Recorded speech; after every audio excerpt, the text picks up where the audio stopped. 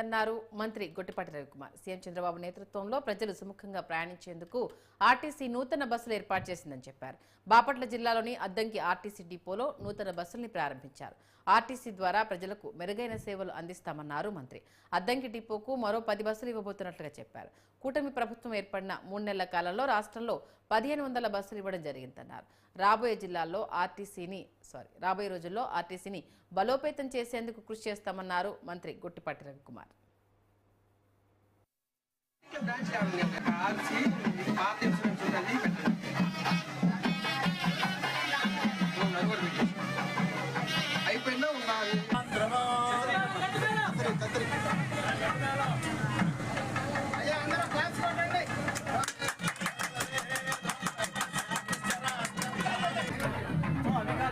ఇప్పుడు 12 వస్తున్నాయి. అది కాక మళ్ళీ ఇంకొక 5 అడిగాను 10 అడిగాను 5 లక్షలు 10 అడిగాను.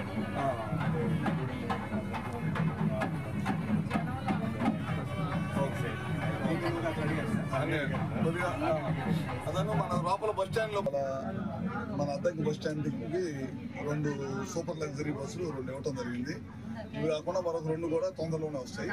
మొత్తం 13 లక్షల కిలోమీటర్లు దాటిన బస్సులన్నింటినీ కూడా ప్రభుత్వం రీప్లేస్ చేయాలి, కొత్త బస్సులు ఏర్పాటు చేయాలి అని చెప్పి ఉద్దేశంతో వాళ్ళ మన అద్దంకిలో 12 బస్సులు, ముఖ్యంగా లగ్జరీ బస్సులు కానీ, సూపర్ లగ్జరీ బస్సులు కానీ, ఎక్స్ప్రెస్ బస్సులు కానీ ఇవన్నీ కూడా ఇవ్వడం జరిగింది.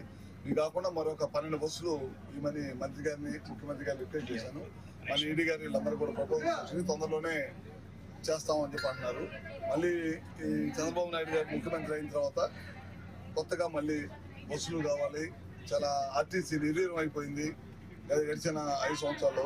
మళ్ళీ గ్రామీణ ప్రాంతాల్లో మళ్ళీ ఆర్టీసీని పూర్వవైభవం తీసుకురావాలనే ఉద్దేశంతో మళ్ళీ కొత్త బస్సులు తీసుకురావడం కానీ, కొత్త బస్ స్టాండ్స్ అన్నీ కూడా మళ్ళీ ఏమైనా సమస్యలు వాటి అన్నింటినీ కూడా తెలుసుకొని రాబోయే రోజుల్లో కంప్లీట్గా